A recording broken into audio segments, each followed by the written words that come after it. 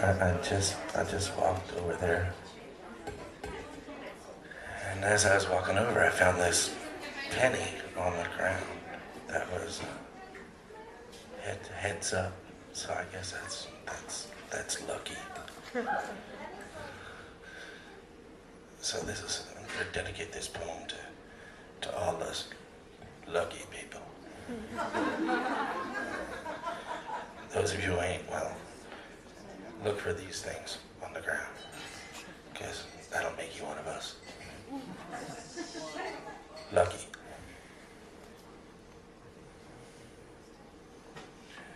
It's a translation.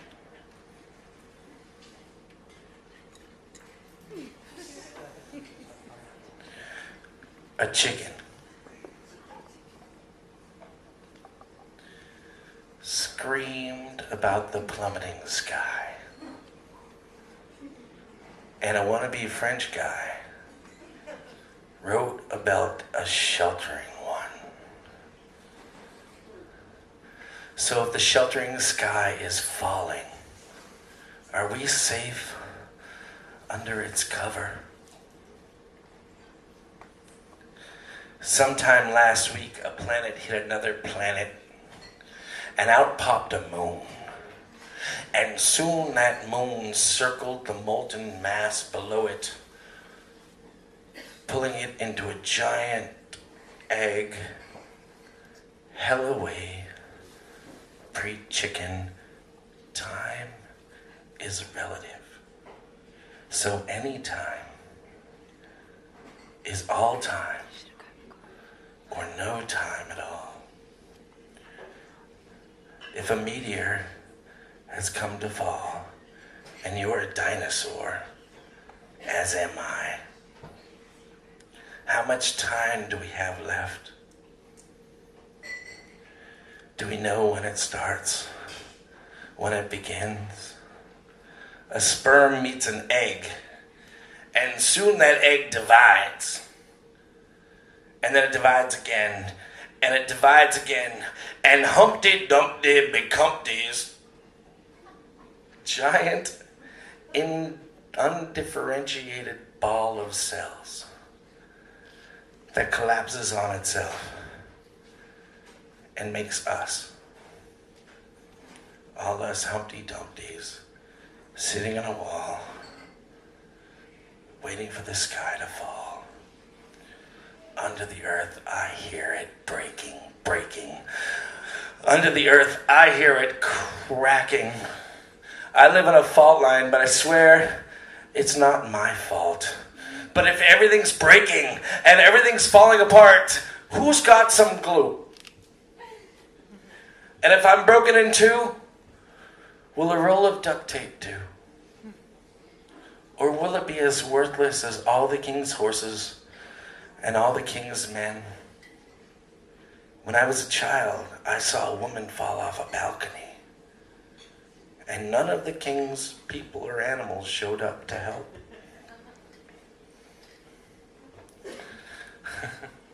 Sorry. I'm the only one who laughed too. It's awful. Sorry. All right, where the fuck was I? Who knows? And if I warn you about the falling sky, would you listen or think, chicken? Exactly. Humpty Dumpty had on his wall, and he searched the sky for the danger, but that wasn't where the danger came from. And he never grew up to be a Humpty Chicken, warning us all about the end of the world. But the end of his world would have probably been soup. Or yet, omelet. A meteor, a day ago, fell to the earth and killed a dinosaur and more than a few more, and charred the earth like it was the end of a war. And some people say something else happened, and some people say that God just put bones under the earth to confound us all. I once was lost, but now I'm confounded. But I know that all dinosaurs' eggs are just round rocks. And a robin lays eggs that are like violets, blue. And hummingbirds lay eggs that are somewhat smaller than an emu lays eggs. And pickled eggs live behind a bar. And some eggs meet their end at the end of a surgical vacuum, but that doesn't scare me. I'm a chicken. I look up and have more than enough to worry about. But I'm also a dinosaur, and I can't move fast enough to escape the verdict of the sheltering sky. If you remember your Poetry 101, there's something called a paean. A paean is a laudatory hymn. I don't know if you guys ever, Poetry 101, yeah, it's a long time ago. A laudatory hymn. So I'm actually got one for God. It kind of goes like this. And this is for some people sitting over there. I can beat you at your own game. Charlie. The rules are never the same. You can cheat and you can lie, but you can't even look me in the eye. You're cruel, you're cruel, you're so very cruel. You don't even have a clue. You something and I cry, and you sighing me. Turn your head, go to bed, angry. A purple blue ribbon of silk, a powder blue ribbon of silk holds my heart together. A powder blue ribbon silk connects my soul to my body, if the former exists or the latter matters. I can feel the wind on my face, and I can see the reflection of the sun off the sea. And I can mark time with a clock. It can tick and it can talk, but it can't talk. Time has nothing to say. The sea is angry. Why do we go anywhere else? Where is there to go? Why does the blue sky call us so? If my last vision could be a park in the sunshine, would that be enough for eternity? I once saw a blur of red stairs and dim light, and that might have been my last vision, but time had more in store for me. I sat on a floor with my heart racing and willed it to go slow and walk away. Every day we have a choice. But that's a lie. Do we? No. Nor a chance, nor a voice. We have a lie. And sometimes that's enough. A platter of blue ribbon of silk holds the earth to the sun and the moon. A powdered blue ribbon separates the sun and the sky and the sea.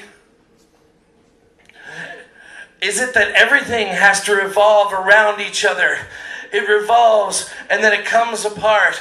hands are shuffled and cards are dealt, and hands hold hands that determine their luck, and hands hold hands that let go of rails of reality. And is it to be? And I don't know who, where, what, or when the wind blew, or if it decided that it would forsake us again. The moon burns an angry orange, shouting something lunar. And I open and I close my eyes too often to focus on the yellow pad below me. And I wonder how life and death became intellectual topics. And I wonder how the moon can look so ugly. And I wonder why my eyes hate my own face.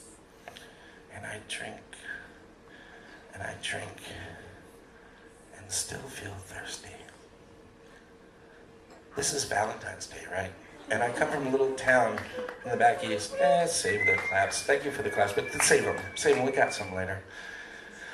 I come from a little town back east called Washington, D.C. I'm not really from Washington, D.C. You know, it's kind of weird. I'm from there, right? But I went to high school in Pennsylvania in a little town. So I always think that I'm from this crappy little town in Pennsylvania, and then I moved back to D.C. before I came here for like 10 years. So it's been a long time. I'm fucking old. I just had a birthday. I'm old. Thank you.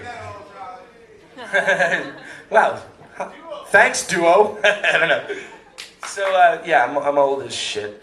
And on Valentine's Day once, this is a little Valentine's Day love story before we get into the last little bit, which is really short. I used to take a bus called the D2 bus, which went all the way across D.C. from Union Station all the way across to my little house in Glover Park. And one day it was like a crappy-ass Valentine's Day, and it was raining like today, and I'm sitting there, and I had to go, I used to work for politicians, and I had to go to Capitol Hill, and I get on this bus. And I don't know if you guys know strange, drunk bus people. I don't know if you've ever had to experience someone like this. But I sit there and I get on this bus, and sitting in the very front section, he was an old guy, like very, very small, kind of black guy with like weird, like hair around here and nothing else on his head. And he was just totally drunk, and he would look at everyone who came on the bus and force them to stop before they got on the bus and be like, "Happy Valentine's Day," to every person, almost belligerently so.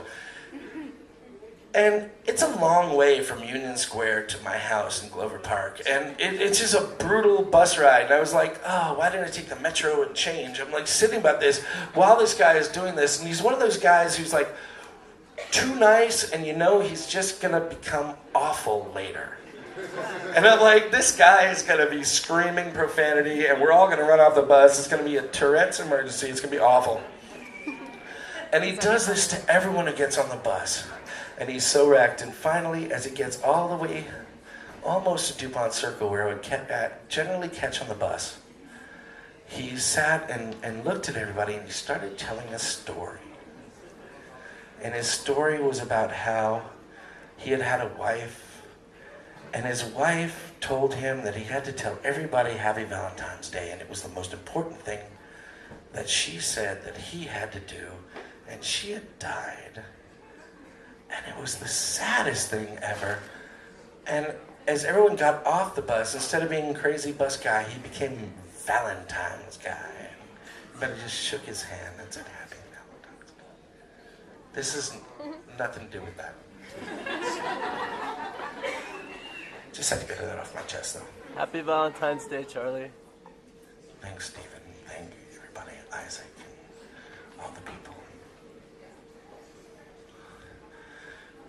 Don't go to Oregon. We know why people go to Oregon. It is the same reason that people go to Vegas when their parents wouldn't let them marry. Or Sweden when they're over their gender. Don't go to Oregon. Delaware is the land of the cheapskate. Canada, the country of the cowardly. Argentina collected Nazis. And Switzerland, the gold they stole. Pennsylvania collected Quakers. And Maryland, the Catholics, I'm told by my books, don't go to Oregon. Stoners' eyes almost twinkle as they board the plane to Amsterdam. Golfers' eyes do the same as they stroll the jetway to Scotland. Muslims are required, if they can, to stand by a rock in the hot, hot sun. Don't go to Oregon, though you can. Living is a selfish act, and loving is that too. I'm selfish for living and selfish for loving, and loving the living in you. So please, though I know only so well, please don't go to Oregon, though you can. Please don't go to Oregon.